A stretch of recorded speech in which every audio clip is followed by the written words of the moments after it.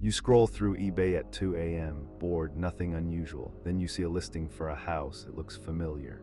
The kitchen, same cracked tile by the sink. The bedroom, same crooked lamp. The bathroom, same smudge on the mirror you keep meaning to clean. It is your house. The listing was posted 3 hours ago. The photos were taken from inside while you were asleep. 3 days later, the same listing appeared again.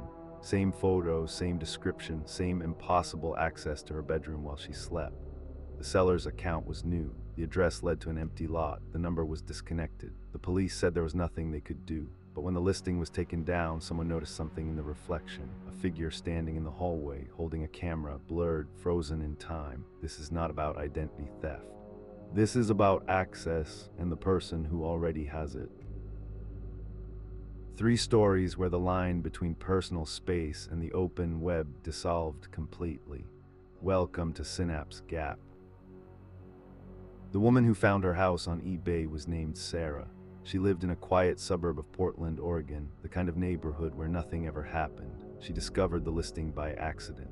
A friend sent her a link to a random eBay auction for a fixer-upper in the Pacific Northwest and joked that it looked like her place. Sarah opened the link and felt her blood run cold. The listing showed her kitchen, the exact same cracked tile by the sink. The exact same coffee maker on the same spot on the counter. The bedroom, her bed, her nightstand, the crooked lamp she had been meaning to fix for months. The bathroom, the smudge on the mirror that she always told herself she would clean tomorrow. 19 photos in total, every single one taken from inside her home. She checked the timestamps. The listing was posted 3 hours ago. The photos were taken within the last 12 hours. Someone had been inside her house while she was sleeping. Her front door was locked, her windows were locked, her alarm system showed no breaches, there was no sign of forced entry. The police took a report but told her there was little they could do. The seller's account was created the same day, the address was fake, the phone number was a burner, the investigation went nowhere. A week later, the listing reappeared under a different seller name. Same photos, same description. Same impossible access to her home. Sarah moved out 3 months later. She never found out how the photos were taken. The eBay listing was eventually removed by the platform, but copies of it still exist on archived versions of the page. If you look closely at the reflection in a glass frame in the hallway photo, you can see a figure holding a camera. The face is blurred. The police said it was inconclusive. Sarah says she knows who it is. She just cannot prove it. A woman in Oregon found her house listed for sale on eBay. The photos showed rooms she recognized immediately, her kitchen, her bedroom, her daughter's room with the same stuffed animals on the same shelf. The listing had 19 photos in total, all taken from angles that suggested someone had been standing inside her home while she was sleeping. She called the police. The police checked the listing. The seller had 0 feedback, an account created the same day, and an address that didn't exist. The listing was removed. A week later, a new listing appeared. Same photos, same description, slightly different price. This time the seller had a phone number. The number was disconnected. The police traced it to a burner SIM card purchased in a city 400 miles away. But here is the detail that broke the case open. One of the photos showed a reflection in a glass frame, a figure standing in the hallway holding a camera. The figure was blurred, not intentionally. The reflection was there, frozen in time, captured in a photo that was posted from an account that should not exist. The house was sold a year later. The new owners reported nothing unusual, but the original listing is still archived on third-party sites. You can find it if you know where to look. The reflection is still there. The figure is still blurred. The man who ordered the phone case was named Mark. He lived in Austin, Texas, and worked as a software engineer. He ordered a simple black phone case for his Samsung Galaxy, nothing special, nothing expensive. When the package arrived, he opened it at his kitchen table and immediately knew something was wrong. The phone case inside was for an iPhone. He does not own an iPhone. He checked the shipping label. It was addressed to him by name. But the return address was incomplete, just a street name in a city where Amazon has no warehouses. He scanned the QR code on the label with his phone, expecting it to link to a tracking page. Instead, it returned a string of numbers. He pasted them into Google Maps. The coordinates pointed to a location in the middle of the Atlantic Ocean. No ship, no platform, just water. He called Amazon. They refunded him instantly. No questions, no return required. He thought that was the end of it. The next day, the same package arrived. Same box, same phone case, same QR code. Then again the next day, and the next. Within a week, Mark had 7 identical packages stacked in his living room. Every single one contained an iPhone case he never ordered from a warehouse that didn't exist, with a QR code that led to open ocean. He called Amazon again. They could not stop the deliveries. They told him the orders were not coming from any account in their system. There was no record of the purchases. The packages simply appeared in the delivery system and were routed to his address automatically. Mark started documenting everything. He took photos of each package, logged the tracking numbers, recorded the dates. After 14 days, the packages stopped arriving as suddenly as they started. He never received an explanation. The QR code still works. It still points to the same coordinates in the middle of the Atlantic.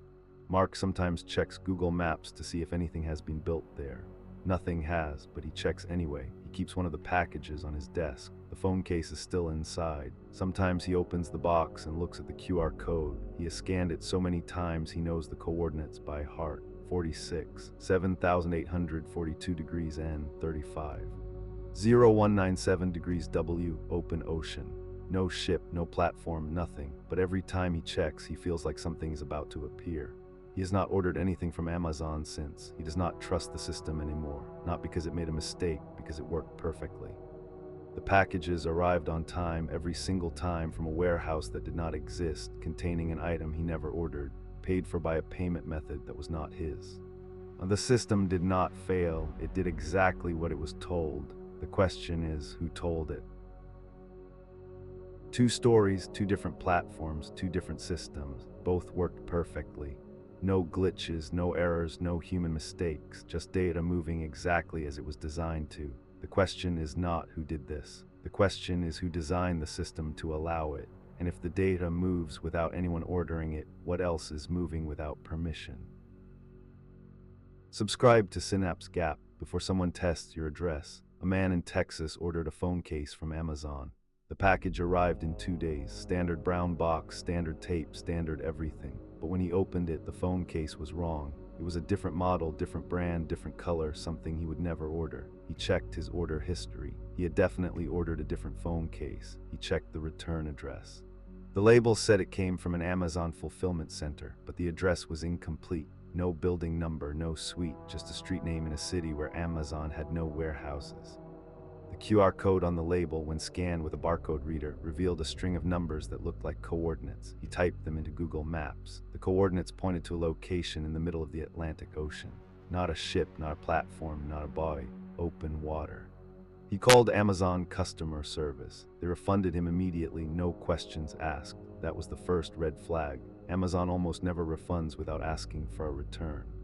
The second red flag came 3 days later. He received the exact same package again. Same wrong phone case, same incomplete address, same QR code, then again the next day and the next. For 2 weeks, a package arrived every single day. Same box, same item, same QR code. Amazon could not explain it. They could not stop it. The packages kept coming from a fulfillment center that did not exist, shipped to an address that accepted them, containing an item he never ordered, with a code that led to nowhere. 2 stories, an eBay listing for a house that showed photos taken from inside while the owner slept, and an Amazon package that arrived every day from a warehouse that did not exist. What was the figure in the reflection, and who kept sending those packages? And why would someone spend money to mail the same empty item to the same person every single day, knowing it would be refunded every single time? Either both stories are about someone collecting data or someone testing a system. And if they were testing, the test was a success, because both systems worked exactly as designed. The eBay listing was posted from an account that had 0 history, 0 reviews, 0 connection to anything real. The Amazon packages were generated by a system that had no record of the orders. 2 different platforms, 2 different systems. Both worked perfectly. No glitches, no errors, no human mistakes, just data moving exactly as it was designed to. The question is not who did this. The question is who designed the system to allow it. And if the data moves without anyone ordering it, what else is moving without permission? Subscribe to Synapse Gap before someone tests your address.